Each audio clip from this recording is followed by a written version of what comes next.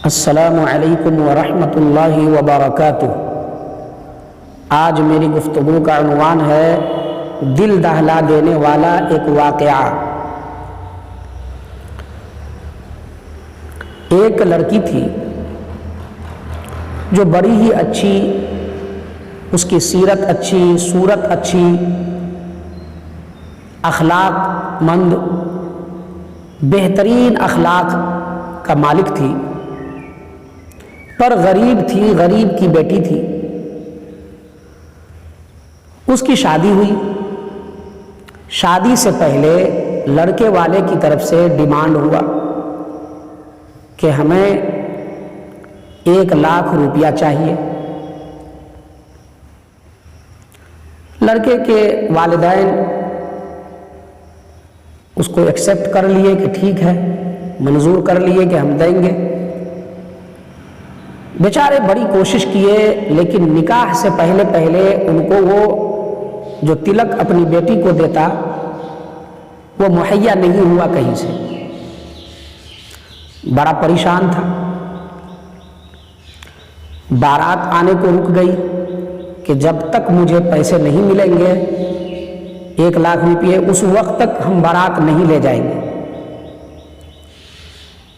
اب دونوں طرف کے چند چیدہ لوگ بیچ میں پڑھ کے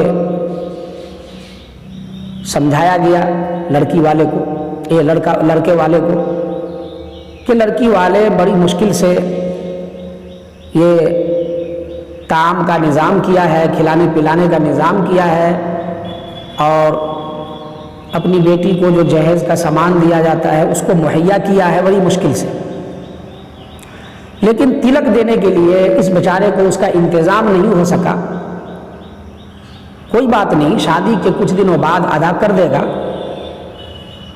ہم لوگ اس کی گارنٹی لیتے ہیں، گارنٹر ہوتے ہیں۔ خدا کر کے وہ لوگ مان گئے۔ بارات آئی اور لڑکی کو لے کے رخصتی لے کے چلے گئے۔ کچھ دنوں بعد پھر مطالبہ ہوا لڑکی کے والدین سے، لیکن وہ لوگ مجبوری ظاہر کیے کہ بھائی کوئی دے نہیں رہے، میں یہ دے دوں گا، بہت جلد دے دوں گا۔ لیکن کچھ دنوں بعد پھر وہ لوگ لڑکی کو ٹارچر کرنے لگے، لڑکی کے اوپر دباؤ بنانے لگے کہ ہمیں وہ رقم چاہیے جو تمہارے باپ نے مجھ سے وعدہ کیا تھا دینے کا، نہیں دو گے تو چلے جاؤ میرے گھر سے، میں تجھے نہیں رکھوں گا، لڑکا کہتا تھا۔ اس کی ماں، اس کی نند اور بھی دیگر افراد اس کے گھر کے لوگ ٹارچر کرتے تھے ان لڑکی کو، لیکن بیچاری مرتی کیا نہ کرتی، سب پریشانی کو سہ کر اس گھر میں رہتی تھی، اور وہ پڑھی لکھی تھی۔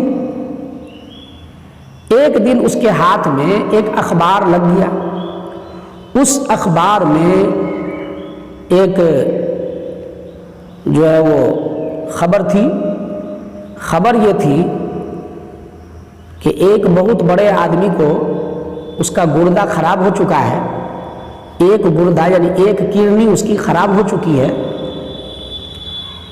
تو جو کوئی اپنا گردہ دینا چاہتا ہے، اگر دان کرنا چاہتا ہے، عطیہ کرنا چاہتا ہے تو دے دے،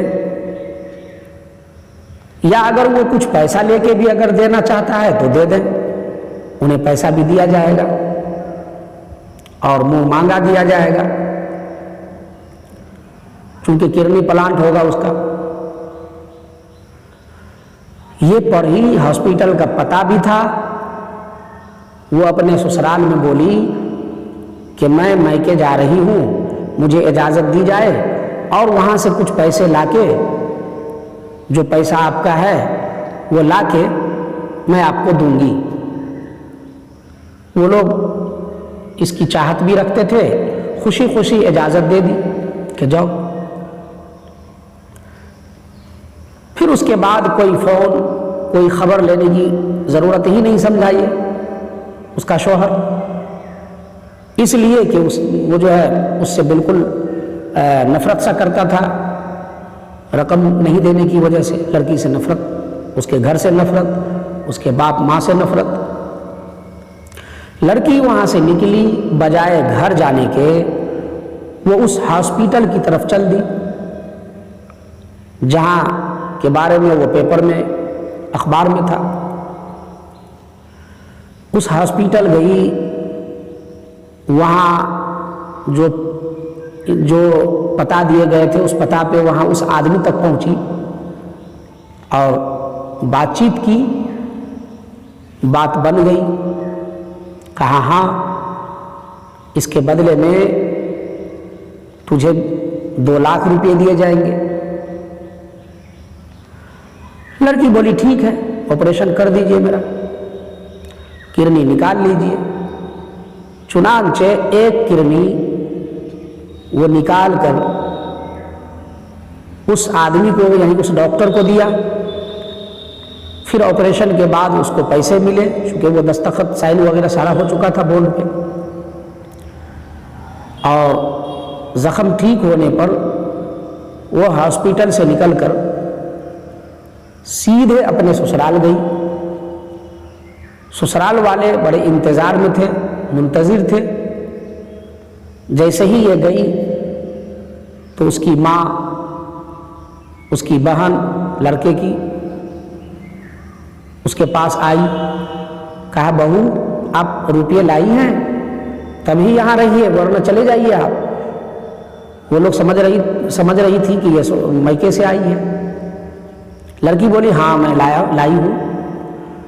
چنانچہ وہ ساری رقم اس کے ہاتھ میں دے دی۔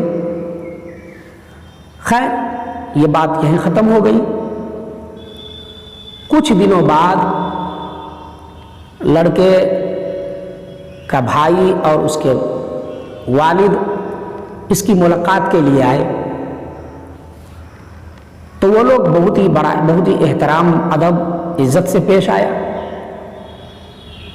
اور ان لوگوں نے ان کی تعریف بھی کی ان کے والد کی کہ ماشاءاللہ آپ نے وقت پہ پیسہ ادا کر دیا اور زیادہ ہی دیا آپ نے۔ ادھر ابا کو تو پتہ نہیں تھا یا بھائی کو تو پتہ نہیں تھا۔ اس کے بھائی اندر کمرے میں گئے، لڑکی سے بات چیت کیا۔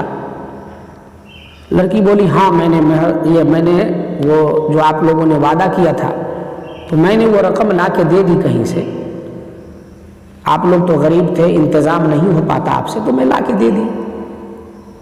ان لوگوں نے پوچھا بیٹی کہاں سے لا کے دی؟ کہا ہاسپٹل سے لا کے دی، اور اپنی ساری کہانی ان کو سنائی کہ میں نے کیسے یہ رقم حاصل کی ہے۔ اس کے بھائی اور اس کے والد دونوں رونا شروع کیے اور کہا کہ چلو اس درندے کے یہاں رہ کے کیا کرے گی؟ پیسے دے دی تو دے دی، جو زندگی باقی ہے چلو میرے یہاں رہنا۔ لیکن لڑکی سمجھائی ابا بھائی آپ جب مجھے شادی کر دیے تو اب میرے لیے یہی گھر ہے، میرا وہ شوہر ہے، آخرت میں بھی میرا اسی کے ساتھ رہنا ہوگا۔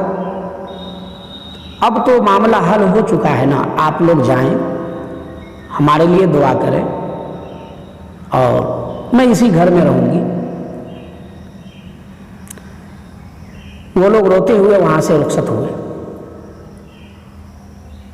بھائیوں اور بہنوں، کہنے کا مقصد یہ ہے کہ یہ ذمہ داری سب پر عائد ہوتی ہے کہ عورت اپنا فرض ادا کرے اور مرد اپنا فرض ادا کرے، تو یہ تلک والی بیماری معاشرہ سے بہت جلد ختم ہو جائے گی۔ ایک عورت ہونے کی حیثیت سے لڑکی کی ساس، لڑکی کی نند، لڑکی کی گوتنی یا جو کوئی بھی عورت ہے، اگر یہ ذمہ داری لے لے کہ ہمارے گھر میں جو بہو آئے گی اس کے باپ سے 1 روپیہ نہیں لیا جائے گا یا منہ مانگا کوئی سامان نہیں لیا جائے گا، بس یوں ہی شادی کریں گے سنت طریقے سے، اور ہر کوئی، اور مرد بھی اور عورت بھی اس چیز کو اپنے اندر لے لے کہ ختم کرنا ہے تو ختم ہو جائے گا، جہیز کا مسئلہ ختم ہو جائے گا، تلک کا یہ رواج ختم ہو جائے گا۔ لیکن آج ہماری ماں بہنیں خود اس لالچ میں رہتی ہیں کہ اگر ساس ہیں تو اس لالچ میں رہتی ہے کہ میرے گھر کسی طریقے سے لڑکی والے کے یہاں سے تلک کے نام پہ رقم آ جائے۔